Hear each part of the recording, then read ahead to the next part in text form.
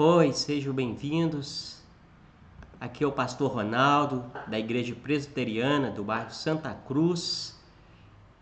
Que bom poder compartilhar com vocês de novo a palavra do nosso Deus, as belas palavras de vida que traz paz ao coração, consolo e salvação. Eu quero, nesse dia, desde já, dar uns parabéns aos pais, nesse dia tão especial, o Dia dos Pais. Nós vamos fazer uma mensagem, que vai trazer algo que vai transmitir para eles e para nós. Que Deus possa abençoar a vida de cada ouvinte e vamos fazer uma oração, agradecer a Deus, pela vida dos pais e pela vida de cada um que nesse dia pode ouvir conosco essa palavra. Deus, nós queremos louvar o Senhor por Tua palavra. Deus, agradecer porque o Senhor é nosso Pai, Pai bondoso, Pai misericordioso, Pai celeste, Pai infinito, Pai que se relaciona conosco. Te agradecemos por Jesus Cristo, nosso Salvador, que por meio dele o Senhor nos adotou como seus filhos. Agradecer pelo Santo Espírito de Deus, que em nossos corações clama, Abba Pai. Te louvar, Senhor Deus, por cada pai, ó Deus, por cada pessoa presente, ouvinte, ó Deus, e te pedir que o Senhor possa falar aos nossos corações. Que o nosso coração possa ser uma terra preparada pelo Senhor, pelo Teu Santo Espírito. Por isso te pedimos e te clamamos, ó Deus. Que o Senhor possa iluminar os nossos corações, fazermos compreender as maravilhas da Tua palavra. Ó Deus, que o Teu poder possa transformar as nossas vidas. Nós te louvamos, mais uma vez, te louvamos pela vida dos nossos pais. Em nome de Jesus Cristo, nós oramos. Amém. O nosso tema desse dia será que nós vamos falar na leitura bíblica de Mateus 1 a 16. Vamos ler primeiro o texto antes de nós revelarmos o nosso tema. Mateus 1 a 16 diz assim: livro da genealogia de Jesus Cristo, filho de Davi, filho de Abraão. Abraão gerou a Isaque, Isaque a Jacó, Jacó a Judá e a seus irmãos. Judá gerou de Tamar a Perez e a Zerá. Perez gerou a Esrom, Esrom a Arão, Arão gerou a Aminadab, Aminadab a Nasson, Nasson a Salmão, Salmão gerou de Raabe a Boaz. Esse de Ruth gerou a Obed, e Obed a Jessé. Jessé gerou ao rei Davi, e o rei Davi a Salomão, da que fora mulher de Urias. Salomão gerou a Roboão, Roboão a Abias, Abias a Asa, Asa gerou a Josafá, Josafá a Jorão, Jorão a Uzias, Uzias gerou a Jotão, Jotão a Acás, Acás a Ezequias, Ezequias gerou a Manassés, Manassés a Amon, Amon a Josias, Josias gerou a Jeconias e a seus irmãos no tempo do exílio na Babilônia. Depois do exílio da Babilônia, Jeconias gerou a Salatiel e Salatiel a Zorobabel.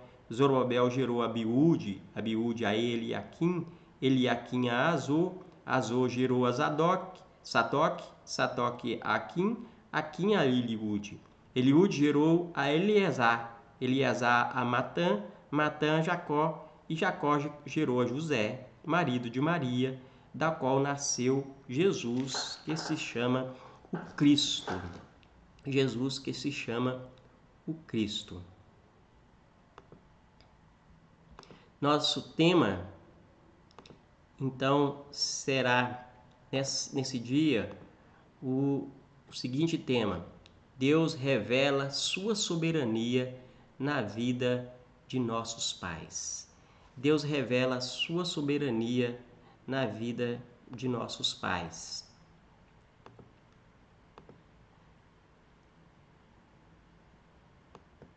Uma pergunta para você.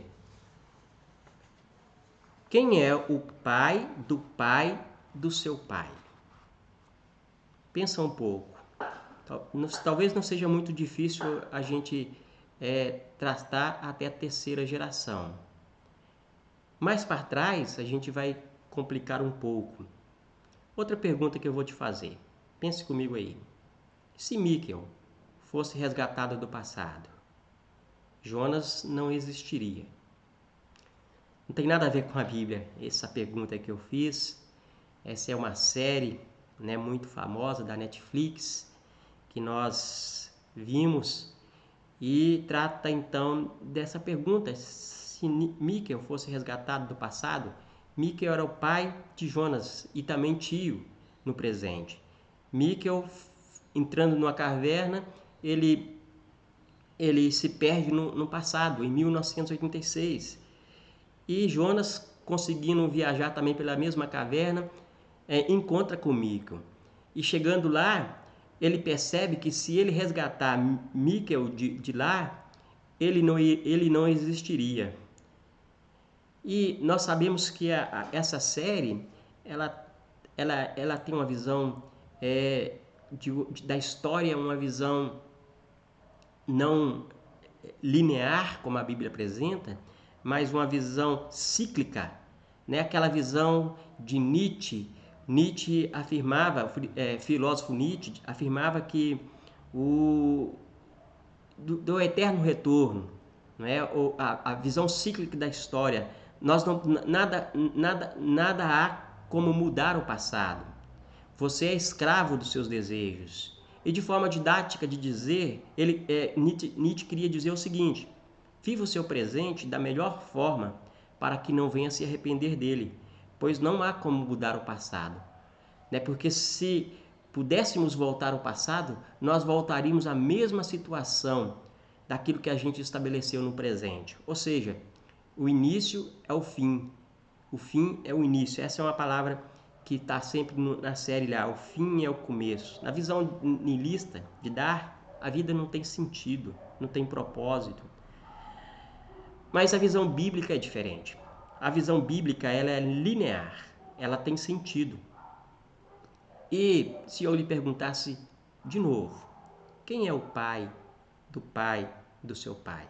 Você saberia responder? Com certeza sim. Você saberia responder quem é o pai do seu pai. A imagem que me vem agora nesse texto, né, é uma imagem, a imagem que me vem é uma imagem de uma árvore. Você lembra do baobá? A árvore é a árvore mais antiga que existe. Essa árvore, ela vive por muito tempo e várias gerações morrem e ela continue existindo. Nós pensamos aqui em genealogia, é o que o texto de Mateus está tratando. O que é genealogia? Genealogia são duas palavras compostas, significa estudo do gene. Lembra da palavra Gênesis? Gênesis trata da origem de todas as coisas a partir do ponto de vista da criação, do ponto de vista de que Deus do nada fez com que criasse todas as coisas e o ser humano também. O primeiro homem, Adão. E nós lemos aqui o texto vai começar a tratar dessa genealogia, não a partir de Adão, mas a partir de Abraão. E nós fazemos então uma viagem na história bíblica, dessa genealogia, onde fala de pais que geraram filhos. Mas no dicionário, o que significa isso? Genealogia significa o estudo que tem por objeto de estabelecer a origem do indivíduo e de uma família. Exposição cronológica uma geração de forma de diagrama da filiação de um indivíduo ou de origem e ramificação de uma família. É um conjunto de antepassados segundo uma linha de filiação. A pergunta é: por que nós devemos estudar genealogia? Ela na Bíblia tem o propósito de nos honrar a soberania de Deus na história da nossa salvação. Ela tem o propósito de nos levar a honrar. E pensando nesse dia tão especial hoje, que é o Dia dos Pais, nós podemos dizer, tirando de um princípio implícito ali, que ela deve nos levar a honrar os nossos pais. O mandamento de Deus, lá nos 10 mandamentos, em Êxodo 20, o 5º mandamento, ele diz: honra teu pai e tua mãe, para que te prolongue os teus dias na terra. Honra o teu pai e tua mãe para que te prolongue os teus dias na terra. O primeiro ponto que nós vamos tratar nesse texto é da rejeição, um pecado que é verificado. Esse é um pecado verificado no texto. Nós podemos ver. A pergunta é, por que começar um livro com uma genealogia? Qual era o problema que se destaca nesse texto? Por que Mateus escreveu o livro de Mateus? Com certeza era uma resposta que Mateus estava dando àquele povo, os judeus, principalmente os judeus, que estavam negando que Jesus Cristo era o Messias, o enviado de Deus, o Cristo. E então ele começa pela genealogia para afirmar que de fato Jesus é o Cristo de Deus, é o Messias de Deus, aquele a que as profecias eram referidas a ele. Por isso, então, é que você vai ler em Mateus várias profecias citadas, de Isaías e de outros profetas, para deixar bem claro que Jesus é o Messias revelado. Nós sabemos que os judeus, eles rejeitavam o Messias. Lá em João, capítulo 1, fala que ele veio que era para os seus e os seus não receberam. E cada evangelho tem um foco. Mateus tem esse foco de mostrar que Jesus Cristo é o Messias, mostrar o reinado de Jesus, Jesus como Messias. E a imagem que Mateus nos traz é a imagem do leão. Lembra do leão da tribo de Judá. C.S. Lewis, na sua famosa obra As Crônicas de Nárnia, ele também usa essa figura do leão, né? O leão de Nárnia, Aslan. E aqui nós vemos então fazendo para mostrar aquele povo que Cristo não deve ser rejeitado, mas que ele deve ser honrado, que ele deve ser recebido pelo povo.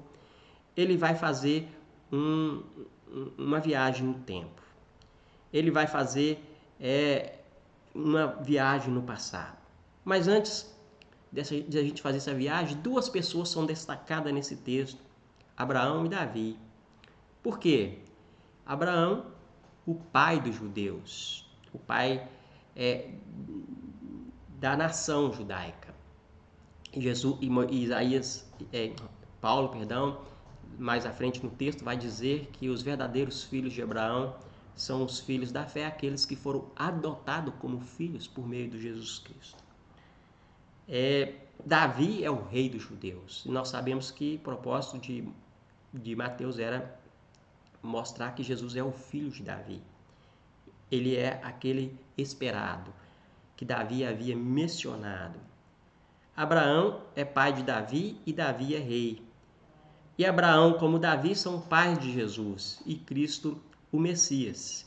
Vamos fazer uma volta ao passado, de volta ao passado. Então o texto começa, ele vai lá em Davi, depois dá um pulo para Abraão.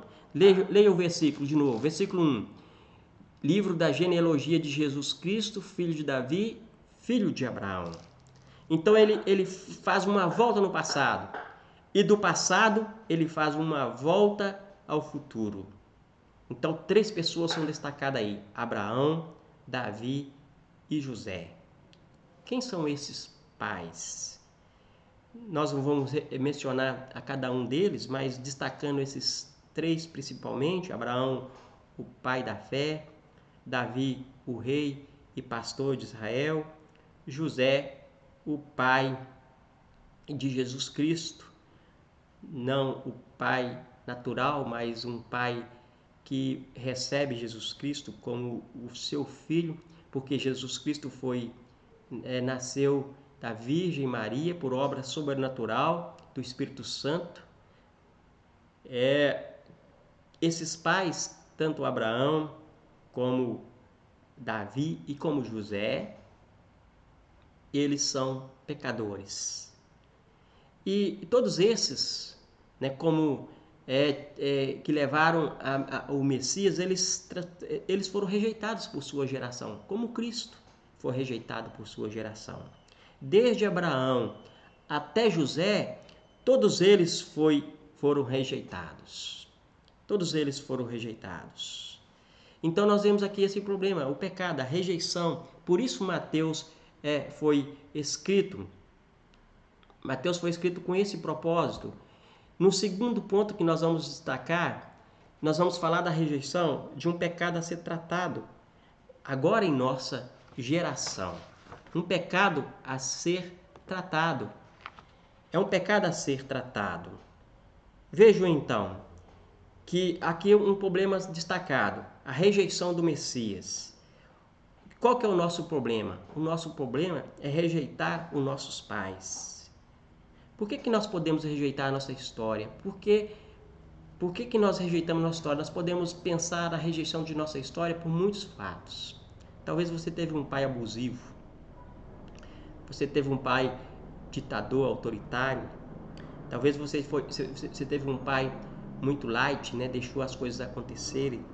Ou seja, eu não sei qual que é a atitude do seu pai. Uma coisa você pode saber, ele é pecador como os demais. É lógico que nós não podemos justificar a nenhum pecado de nossos pais. Cada um vai ter que dar conta diante de si. Ezequiel 18, Ezequiel, você pode ler isso, né? Que o pai vai responder pelo seu pecado e o filho pelo seu pecado. Você vai encontrar isso lá em Ezequiel. Mas a rejeição, o desejo de nós não honrarmos nossos pais por algo que ele fez, por algo que ele deixou marcas em nossa vida, ou seja, por um trauma que temos, pode ser uma atitude nossa. Mas nós não podemos rejeitar a nossa história. Nós não podemos rejeitar a nossa história e nós não podemos rejeitar os nossos pais, apesar deles. É lógico, aqui nós não estamos defendendo um pai abusivo, por exemplo. Se um pai pecou contra o filho de forma abusiva, ele abusou do filho, por exemplo, ele deve ser denunciado por esse pecado dele.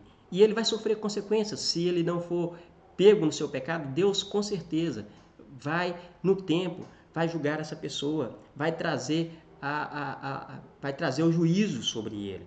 Porque Deus julga todo o pecado.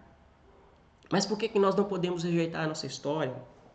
Nós podemos ver que nessa história que nós lemos aí, nessa genealogia, nós podemos encontrar pessoas, e falando aqui de mães, né, nós podemos, por exemplo, por abuso, Tamar.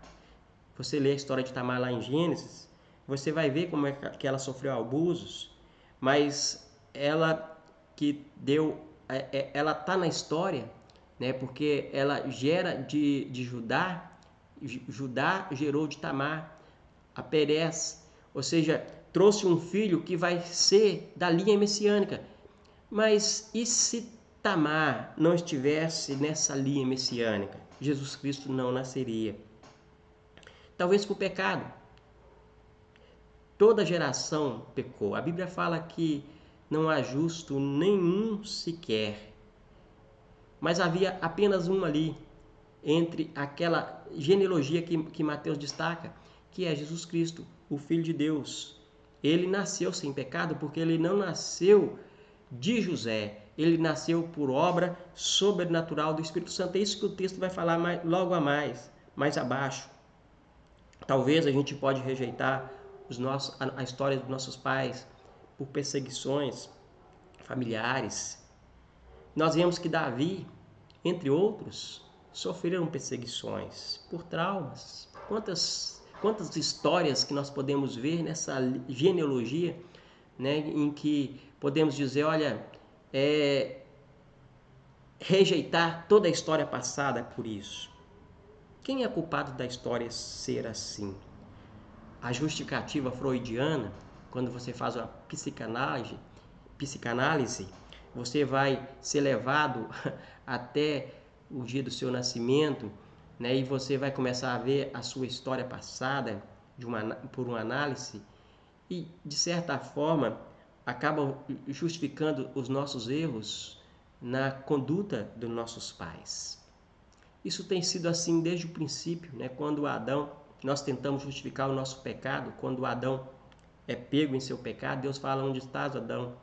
E ele justifica o seu pecado: a mulher que tu me destes.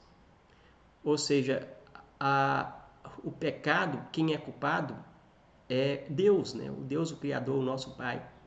Porque quando ele fala a mulher que tu me deste, ele está colocando a culpa na mulher e colocando a culpa em Deus, porque Deus é que deu a mulher.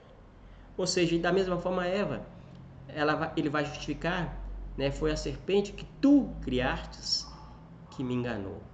No fim das contas, o culpado é Deus, era isso que eles estavam dizendo. Ou seja, uma tentativa de se auto-justificar. E nós temos várias tentativas por auto-justificar, né, a nossa conduta de hoje, os nossos traumas, as nossas amarguras na vida de nossos pais. E podemos então rejeitar os nossos pais. Esse é um problema que pode ser tratado. E podemos rejeitar a história passada. A Bíblia fala: não remova os marcos antigos que puseram os vossos pais. Nós podemos rejeitar a história da salvação. Mais um ponto aqui é: não rejeite a história da salvação. E então o nosso terceiro ponto de nossa pregação, ele vai tratar então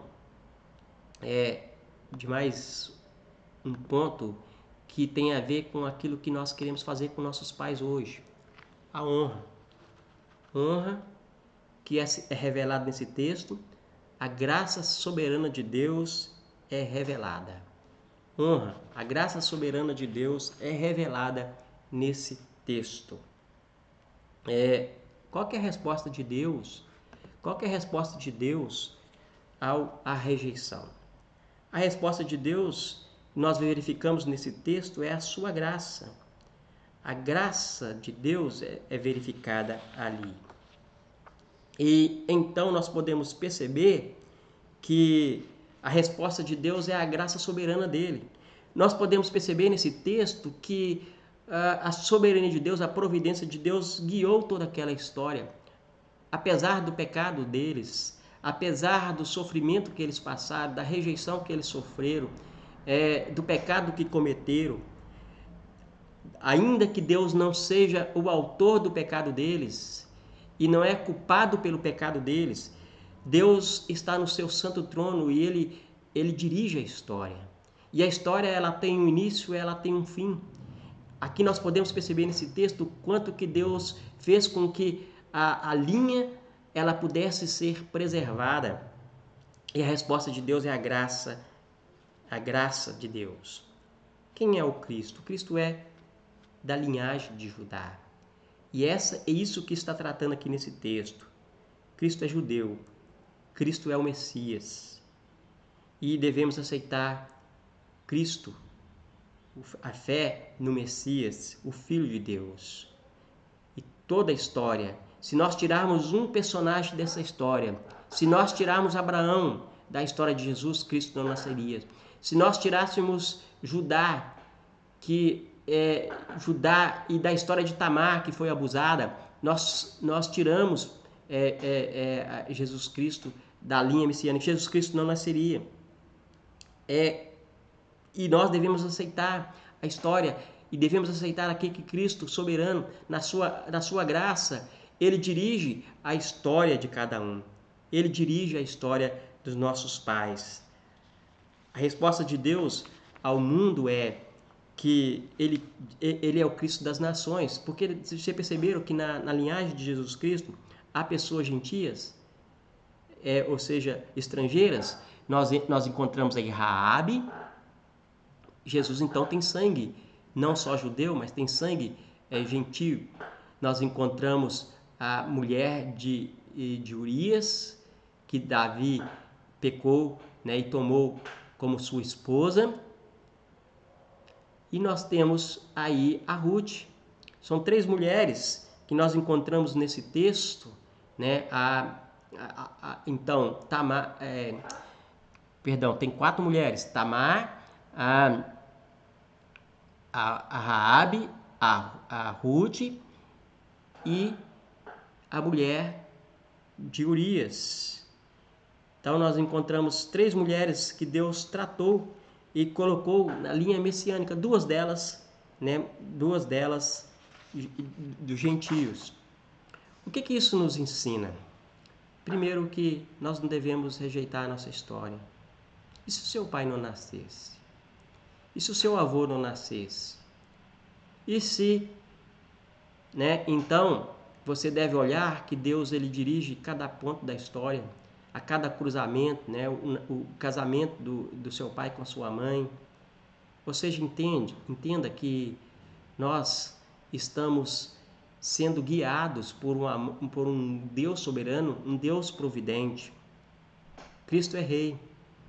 Recebo pela fé. E se essa história bíblica não acontecesse, não haveria salvação para você, não haveria salvação para os seus pais. Por quê?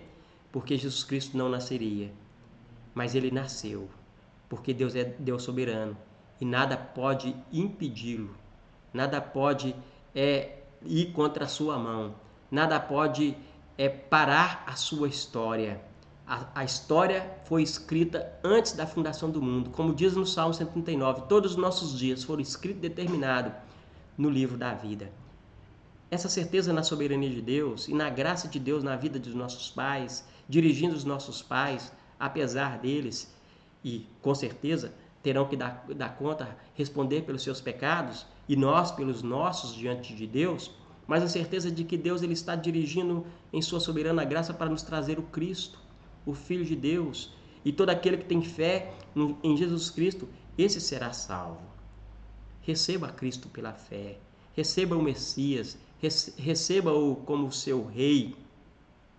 E eu quero fazer aqui algumas considerações finais.